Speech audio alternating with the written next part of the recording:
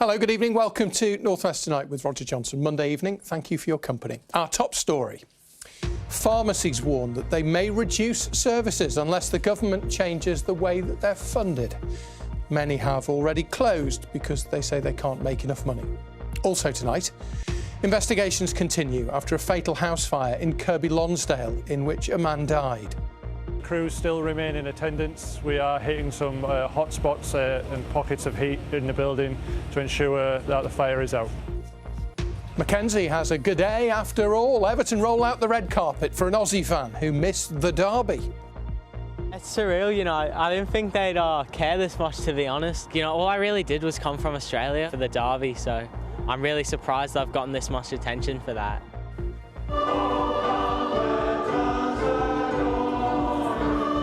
It's a Tony Award. Our first Christmas star goes to the Lancashire musician whose temporary choir is still going. And thank goodness for a much calmer day. The coast saw some lovely spells of sunshine to end the day. And this week, thanks to high pressure, we're looking quite settled. Join me at the end of the programme. I'll give you all the details.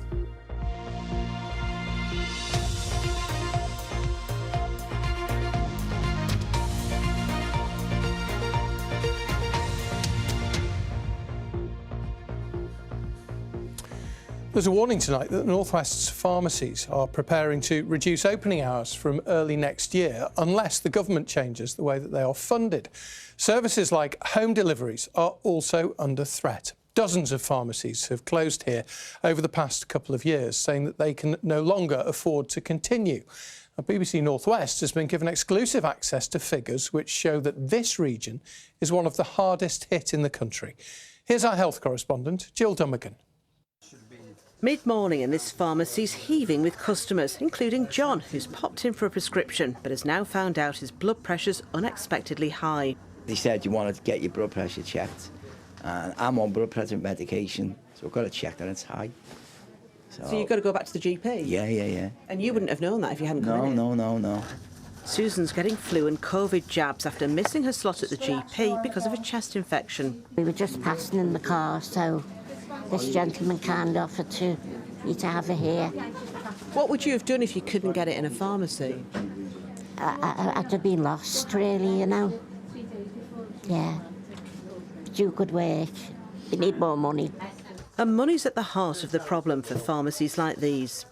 If you pay for your prescriptions, you might be surprised to know that the £9.90 isn't going to the people here. Instead, it goes straight to the government and they pay back a tariff. That's supposed to cover the cost of the drugs and allow for a small profit. And sometimes that does happen, but sometimes it isn't enough money. And so the people here are selling the drugs at a loss.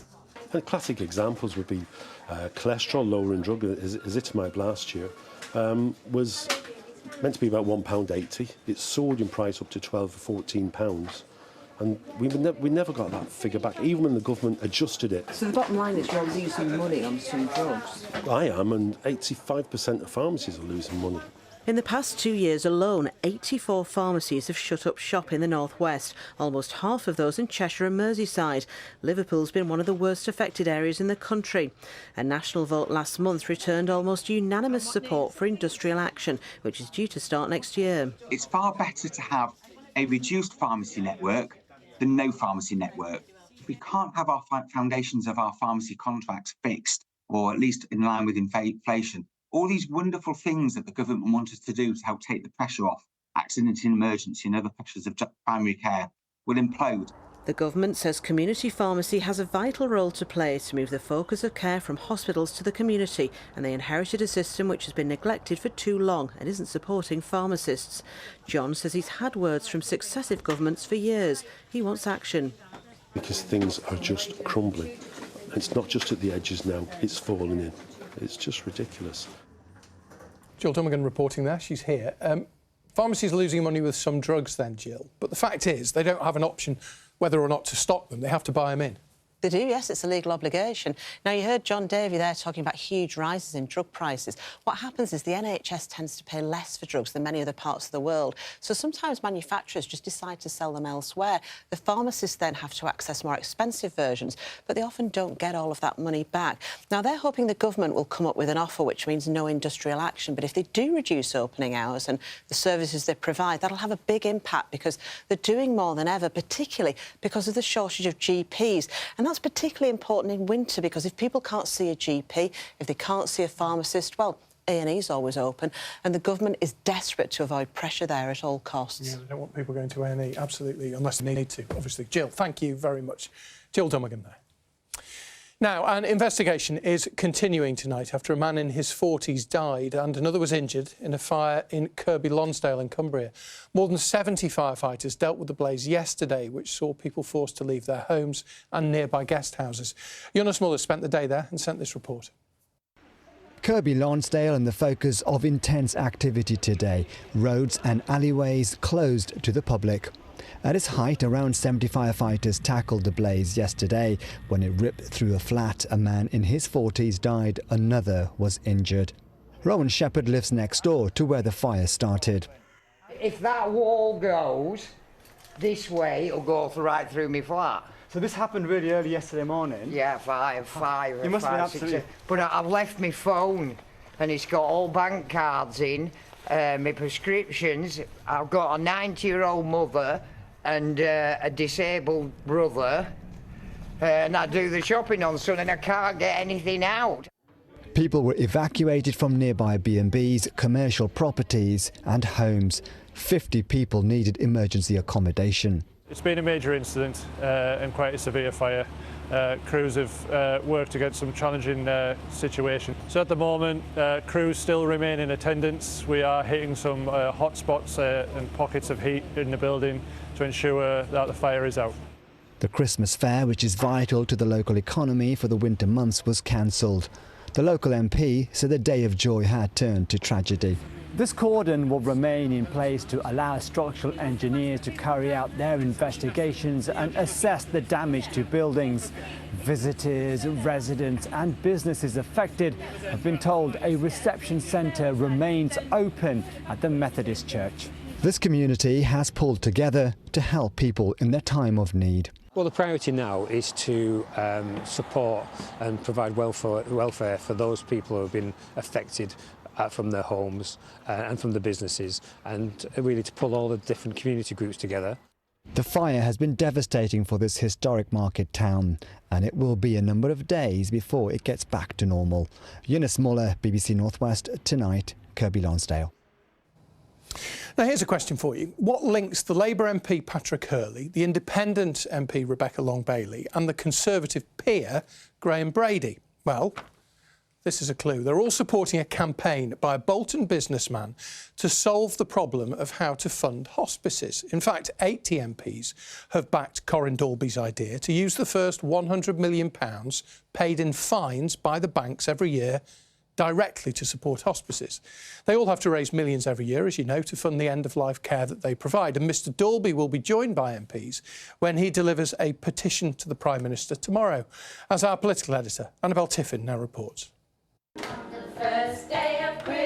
Christmas is a big deal at Derrien House Children's Hospice. They make it as joyous as possible. But the new year is looking uncertain. The hospice sector is facing a funding crisis, with an estimated shortfall of £60 million this year. Some hospices are having to make really tough decisions. I was in contact with a fellow CEO yesterday who's having to save £1 million a year, and that means cutting frontline nursing staff. And that's the situation we're in right now. Unlike the NHS, hospices are not fully funded by the state. On average, they receive around a third of their funding from the government. The rest is raised by hospices themselves. And some still have no idea how much money they'll get from the government next year. 42% of hospices are running at a deficit, and we need investment right now to help hospices survive the next few months. I think we've just had 2 more MPs since we've been chatting. How good is that? So Corin and Tricia Dalby are a couple on a mission. The business owners from Bolton are calling on the government to help this struggling sector. That's nothing new, but their solution to the problem is get the banks to pay through the fines issued by the Financial Conduct Authority. Over the past year, the FCA has issued fines worth almost £122 million. Now, rather than the money going straight back to the Treasury, this campaign wants it to be spent supporting places like this, Darien House Children's Hospice. But it's not a long-term solution. It's just, we thought, well, let's try to show to government there's a better way, there's a more ethical way you can help as extra money, not to fix their problem, but to help just plug the initial gap. They have the backing of around 70 MPs, and tomorrow they're heading to Downing Street with some of them to deliver the message to the Prime Minister. This has been years in the making, and now I think that's why we've got cross-party MPs, because it's not political, it's personal.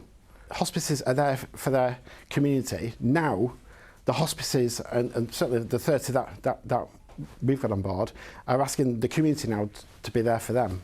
We asked if the Department of Health would look at the proposals, and they replied that money gathered from the FCA fines was already going straight into funding our vital public services, including the NHS. The recent vote on assisted dying has brought into focus the state of our end-of-life care, and hospices say there needs to be fair funding for all, so no one ever has to make a choice because of fear they won't receive the care and support they need. Annabelle Tiffin, BBC North West Tonight. Right, let's take a look at a couple of other stories making headlines in the North West tonight. And tributes have been paid to a man who died when a tree fell onto his van in Lancashire during Storm Darragh at the weekend. He's been named locally as Paul Fiddler, who was in his 40s. Paul was a football coach at Lytham Town Football Club, who described him as a legend. The Isle of Man's mountain road's been closed today to allow debris from Storm Darragh to be cleared. The southern section will also be closed for 7 hours during the day tomorrow for survey work ahead of major resurfacing next year. Now, Hollyoaks, which of course is filmed here in the North West, is one of the country's most popular soaps. It regularly tackles important issues which its younger audience might be facing, everything from anorexia to skin bleaching. Well, it's recently received praise for its storyline on bowel cancer, as Louise Sayers has been finding out. I'm here to start my chemotherapy. You're going to get better. They're pausing my treatment, and I'm scared, Freddie, because I don't know what is going to happen next. One of Hollyoaks' longest-serving characters is Mercedes McQueen, played by Manchester-based actress Jennifer Metcalfe. Over recent months, she's been taking on one of her most challenging storylines yet, after Mercedes is diagnosed with bowel cancer. I'm happy that we're doing this because my dad died of bowel cancer when I was 15, so I knew I could bring some real personal experience to it as well. I think what's really interesting about Mercedes going through this is she is the cat with 7 lives. She is invincible in her eyes. So for such a feisty, sassy, vibrant, alive character to be going through this, it's really dramatic. I just don't think I could have done this on my own. Jen has been brilliant at portraying this because, you know, she wanted to fully show the stoma bag and everything, which I think is really important because there's a lot of young people being diagnosed with this. So I think it is important, especially for us at Hollyoaks, that we show those kind of things and don't hide away from it. Experts from charity Bowel Cancer UK have been working with the writers and cast to show the realities of the treatment and say storylines like this do a lot to raise awareness. Seeing a character like Mercedes in a show like Hollyoaks could be enough to get you to go to your GP and have that conversation. When Deborah James shone a very powerful light on bowel cancer, we saw a direct link in the last few weeks of her life between people being referred from their GP. And the thing about bowel cancer is that when it's diagnosed at its earliest stages, it is treatable and curable, and most people will survive that diagnosis. How are you feeling about your chemo results today? It's what it is, isn't it? I'd love for people to just go away, consider any changes that are happening within their bodies, and just feel confident to speak about it to other people and know the right avenues to go to if they are experiencing some of them symptoms. Louise Sayers, BBC North West Tonight at Lime Pictures in Liverpool. Yeah, really interesting. Jennifer's personal experience brought to the screen as well in that role. Right, let's move on to sport. Richard is here. We don't often talk about things that go on behind the scenes at football clubs. It's normally stuff on the pitch, but Manchester United is a very expensive, much lauded technical director who they had to wait for and pay a lot of money for, didn't they? Yeah. Has now gone after just 5 months. He has, yeah. Dan Ashworth, as you know, Roger, was appointed by United's co-owner Sir Jim Ratcliffe only in July, with recruitment of players supposed to be a big part of his job. In the past few years, the club has spent record amounts without building a team really to challenge for the big trophies. But the 53-year-old left the club on Saturday after being summoned by United's board following the 3-2 home defeat to Nottingham Forest. Meanwhile, Rico Lewis was the hero and villain in Manchester City's 2-2 draw at Crystal Palace. City are 8 points behind leaders Liverpool, who should have been playing in the last ever Merseyside derby at Everton's Goodison Park, which, as you may well know, had to be postponed because of Storm Dara. For one young fan, it was costly as well. 15-year-old Everton supporter Mackenzie had used his savings, more than £1,500, would you believe, to fly over from Australia. His disappointment, though, didn't last long, with the club stepping in to soften the blow. As early Christmas presents go, for a fanatical Evertonian, you can't really beat this. 15-year-old Mackenzie meeting his heroes at Everton's training ground today. I bet you can't believe it, can you? Yeah, I genuinely can't. You know, I just came here to watch a football match and now it's this, so... Mackenzie from Sydney in Australia is from a family of Evertonians. Many still live in Liverpool, but because he's more than 10,000 miles away, he's never been to a Merseyside derby. So instead of spending the £1,500 he'd saved up for driving lessons, he decided he had to be at Goodison Park on Saturday. Only, of course, for the historic game to be called off. So the club and captain Seamus Coleman stepped in. We'd love to see you down here at the training ground on Monday, if that's okay with you. Hopefully you can see a few of the lads. All of that happened and more, with Seamus Coleman handing over a shirt for the team to sign, England goalkeeper Jordan Pickford giving Mackenzie some signed gloves, and James Tarkowski organising tickets for the Blues' match at Arsenal on Saturday. I'm gutted for him, I was gutted for myself that the game went on, but also a little gesture from the club to come in and meet the lads today. Yeah, and I heard you saying, James, I hope I'm not speaking out of turn, that you're going to try and sort a ticket out, is that right? If he can make it, it'd be great to get him down at the weekend, so hopefully he can work out with his family and get it arranged, and we'll get him down to the game at weekend. Amazing. What do you think of that, Mackenzie? I mean, that'd be amazing to go, you know. And then it was outside to watch training and meet the boss. How determined are you to be at the rearranged Merseyside derby? I'm doing everything I can. I'm going to get back there. I'll figure it out. I'll find a way. You know, derby only happens once. Last one. Oh, Sean wants you. I'll let you go. More important things. There you go. All part of a truly unforgettable day for the lifelong Blue. Yes, boys, all of me. They really made him feel even very special indeed. In the Championship, Burnley drew 1-1 at home to Middlesbrough on Friday night and are in third place, 2 points behind leaders Sheffield United. Blackburn Rovers won 1-0 away at Hull City thanks to Callum Britton's shot deflecting in. Rovers are now in a playoff position. And Preston North End drew 1-1 at Sheffield Wednesday. Emil Rees with the goal for P&E. Kevin Sinfield says he feels battered after completing his running home for Christmas 230-mile challenge in aid of motor neuron disease charities. The rugby league legend finished 7 ultramarathons in 7 cities in 7 days in memory of his late teammate Rob Burrow, who died from the illness in June. Kevin had to overcome a serious muscle injury to complete the week-long run, which finished near his home in Saddleworth on Saturday. He raised more than £1 million. There's a difference between being injured and being in pain, and I didn't mind running in pain. I don't mind being busted now for a few weeks. It's worth every step, and I got up yesterday morning and thought if I had to run again today, I would. Although I was limping about and not moving particularly well, you have to find a way, and people with MND don't have a choice. They wake up every day and they're a little bit worse than the day before. You know, my body will fix itself up. So for us to continue like we did, to be out there shoulder to shoulder with them and showing them they're willing to fight, I think it's a really great message. An incredible effort from an incredible man. Now, the North West has 3 representatives on the shortlist for this year's BBC Sports Personality of the Year. Athlete Keely Hodgkinson, darts player Luke Littler and paracyclist Sarah Story. They'll be competing against cricketer Joe Root, triathlete Alex Yee and footballer Jude Bellingham. Voting will take place during the show on BBC One next Tuesday. All of them, Roger, worthy winners. Absolutely amazing list, that. So we got 3 out of 6? 3 out of 6, yeah. That's not bad, is it? Half of them. We're often well represented, aren't we? Brilliant. Richard, thank you very much. Now, look at this. We've got a bit festive, as you can see. We've got the tree. Subtle little number, isn't it? Discreetly tucked away in the corner. And we're going to go on to the first of this year's Christmas stars. We are honouring some of the people again this year that you have told us make a real difference where you live. Thank you to everybody who wrote in, trying to get their hands on one of these for the people that really make a difference in their lives. Well, the first to take a bow this year is Tony Brindle. Tony's already got his Christmas star. It was 13 years ago that he started the Poulton People's Choir for a one-off Christmas event, but it never stopped.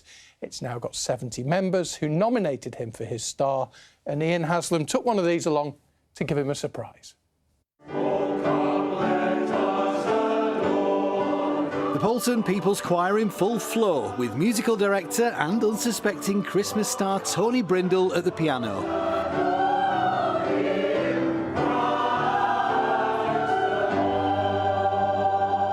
And there's a proper festive feel about tonight's rehearsal. Regularly get good numbers, 60, 70 people, and we've been going since 2011. So people seem to enjoy it, so we just continue doing it. They do enjoy it. I've been speaking to some. It means a lot to a lot of people, this choir. Yeah, I think music is the key for them, so they join because they want to sing. They find that they make friends, they make connections with other people. You must be really proud that you've created something that's brought so much happiness to people. Yeah, I think initially I didn't realise how big it would be, really. You could see that it was really beneficial to them and they felt connected, they felt part of something. So I am quite proud of it, really.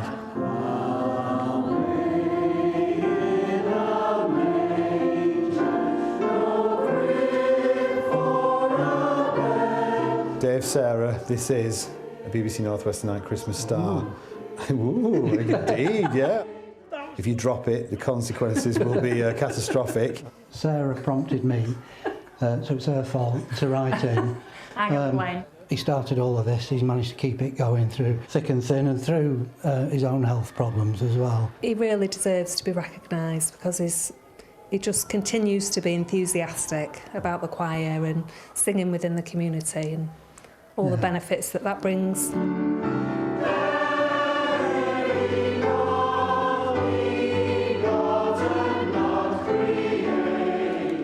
He's magic, he really is. He's so good with everybody, isn't he?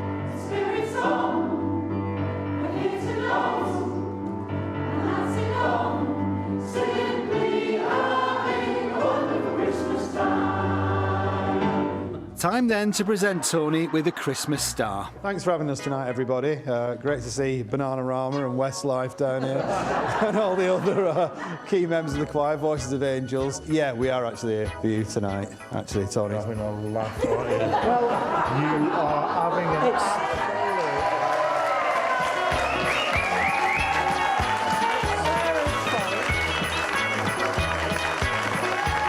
So I'm going to ask Sarah to present the Christmas star from BBC North West Tonight. You got it right. Thank you.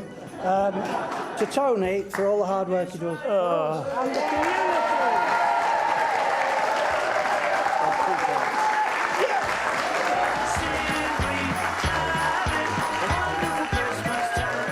I'd just like to say that you're all banned now.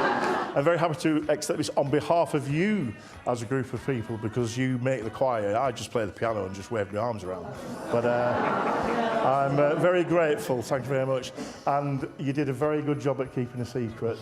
Absolutely brilliant, so thanks very much. Ian Haslam, BBC North West Tonight, Poulton the Files. Oh, really well done to Tony and his band. The band.